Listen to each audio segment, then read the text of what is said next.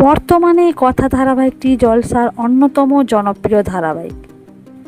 অনুরাগের ছোঁয়ার পর কথা দীর্ঘতম ধারাবাহিক, যদিও সম্প্রতি বন্ধ হয়ে গেল গীতা এলএলবি। ধারাবাহিক দুটি প্রায় একই সময়ে শুরু হয়েছিল এবং টিআরপি তালিকায় দারুণ চমকও দেখিয়েছিল। পাশাপাশি স্লটে থেকেও এক সময়ে বেঙ্গল টপার হয়েছিল। তবে সময়ের সাথে সাথে টিআরপি কমে যাওয়ায় সম্প্রতি বন্ধ হয়ে গেল গীতা এলএলবি। তবে এবার বন্ধ হয়ে যাওয়ায় তালিকায় কথা। আগামী 7ই অক্টোবর থেকে সন্ধ্যে 7টায় স্লটে দেখা যাবে নতুন ধারাবাহিক ও মোর দরদিয়া, যার জন্য বন্ধ হয়ে যাবে কথা। তবে এবার কথা ফ্যানেদের জন্য এলো এক খুশির খবর, এখনও বন্ধ হচ্ছে না কথা। মানে 6ই অক্টোবর শেষ এপিসোড সম্প্রচার হবে না।